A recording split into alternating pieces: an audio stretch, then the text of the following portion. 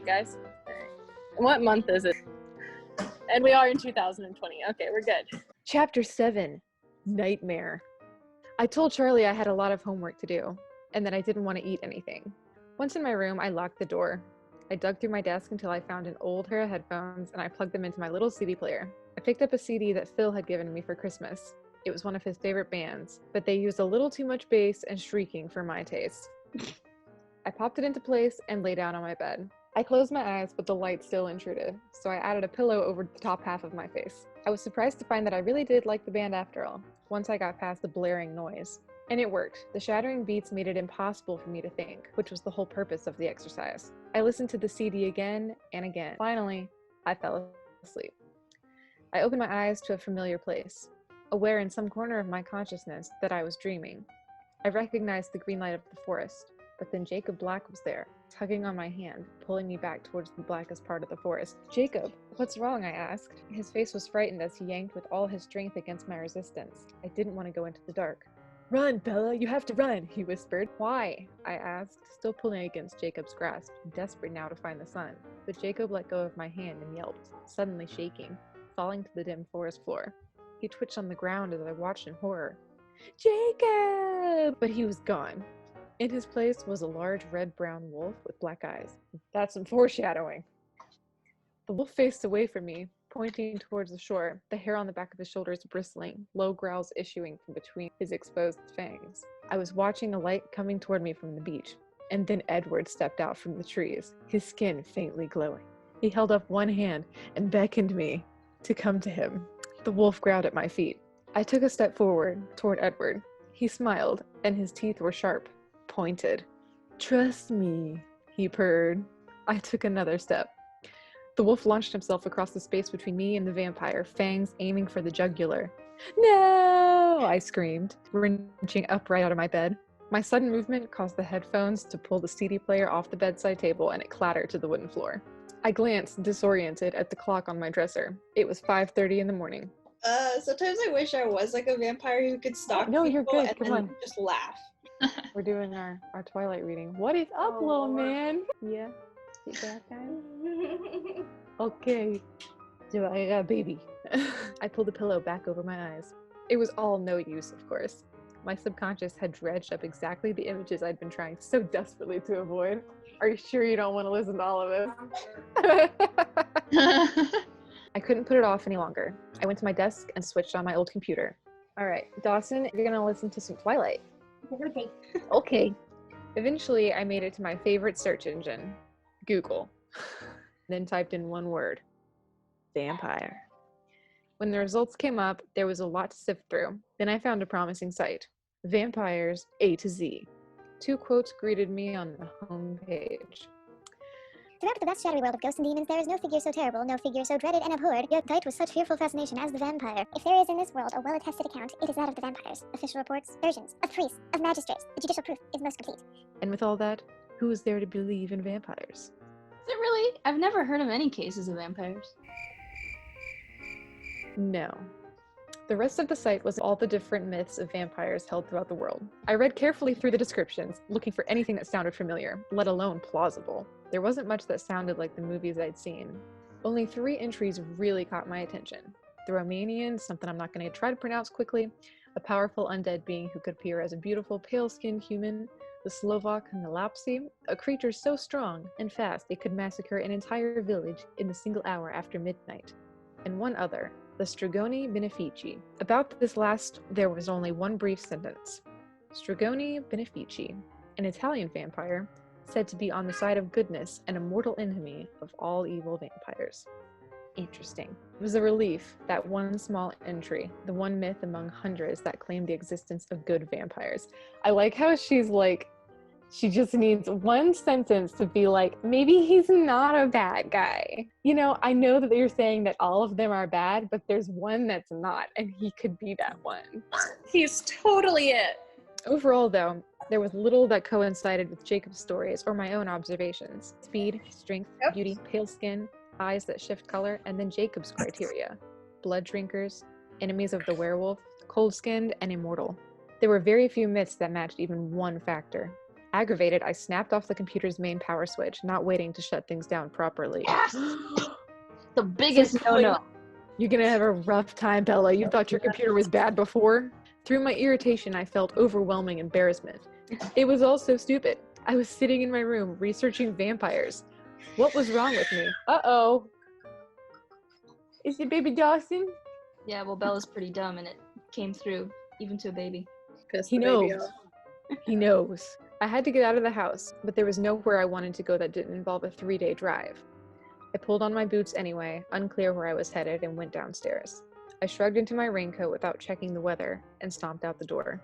I ignored my truck and started on foot, angling across Charlie's yard toward the ever-encroaching forest.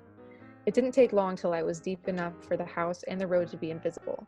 My sense of direction was hopeless. I could get lost in much less helpful surroundings. The trail wound deeper and deeper into the forest, mostly east as far as I could tell. How do you know if you're bad with direction? That's a good point. It snaked around the Sitka spruces and the hemlocks, the yews and the maples. I only vaguely knew the names of the trees around me, and yet you know them. There were many I didn't know, and others I couldn't be sure about because they were so covered in green parasites. I don't know if she means like moss or like those types of fungus and moss that grow on trees. What an Like, odd way to actually- describe it. Parasites. Don't call it parasites, that's freaky. This was the wrong place to have come. I should have known. The forest was deep green, far too much like the scene in last night's dream to allow for peace of mind. Here in the trees, it was much easier to believe the absurdities that embarrassed me indoors. I forced myself to focus on the two most vital questions I had to answer. First, I had to decide if it was possible that what Jacob had said about the Cullens could be true. It was silly and morbid to entertain such ridiculous notions. But what then? I listed again in my head the things I observed myself. The impossible speed and strength, the eye color shifting from black to gold and back again, the inhuman beauty, the pale, fragile skin, and more small things that registered slowly, how they never seemed to eat, the disturbing grace with which they moved, and the way he sometimes spoke, with unfamiliar cadences and phrases that better fit the style of a turn-of-the-century novel than that of a 21st century classroom. He had skipped class the day we'd done blood typing. He seemed to know what everyone around him was thinking, except me. He had told me he was the villain. Dangerous. Could the Cullens be vampires? Whether it be Jacob's cold ones or my own superhero theory, Edward Cullen was not human. He was something more. And then the most important question of all, what was I going to do if it was true? Only two options seemed practical.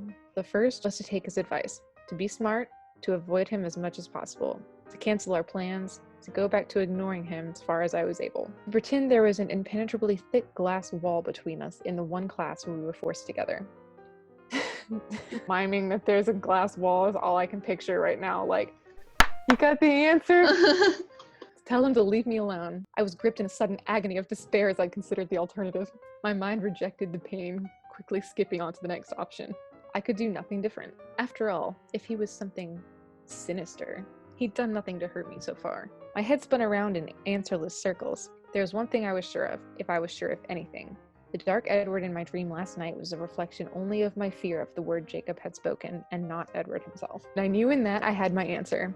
I didn't know if there was ever a choice, really.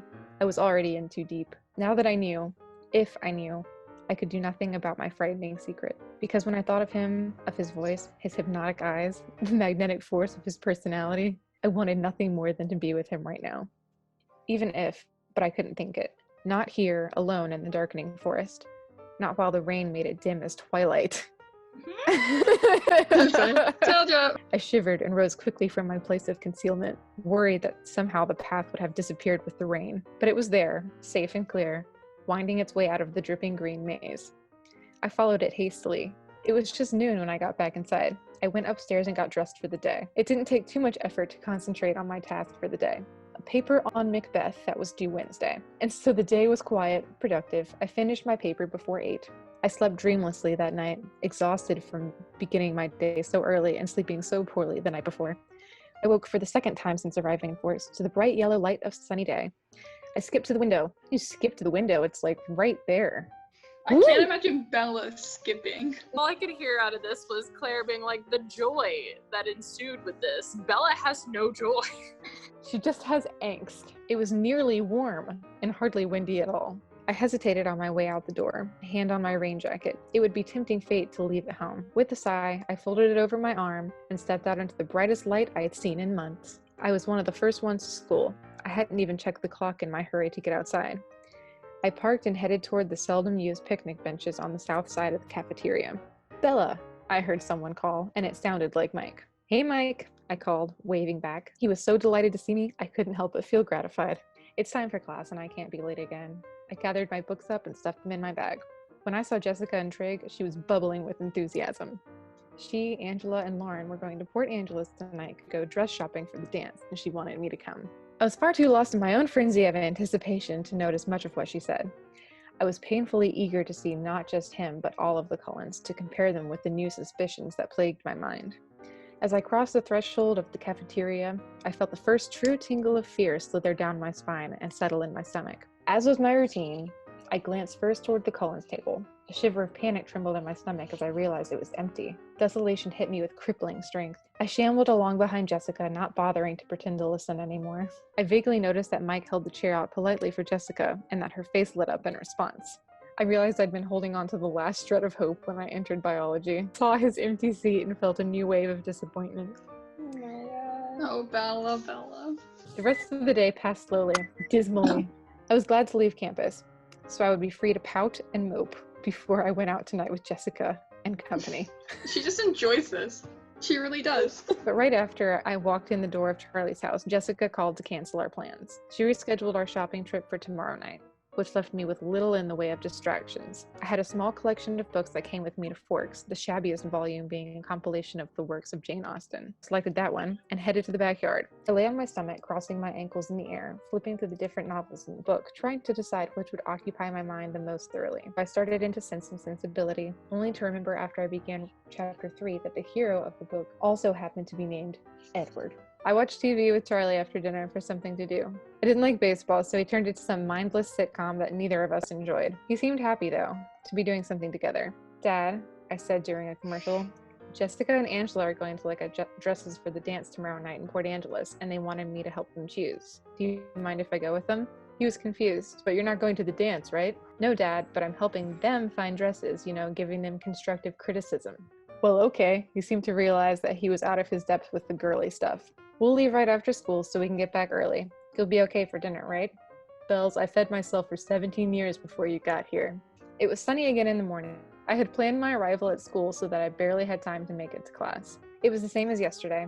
I just couldn't keep little sprouts of hope from budding in my mind, only to have them squashed painfully as I searched the lunchroom in vain and sat at my empty biology table. The Port Angeles scheme was back on for tonight. I vowed to myself that I would be in a good mood tonight and not ruin Angela's or Jessica's enjoyment in the dress hunting.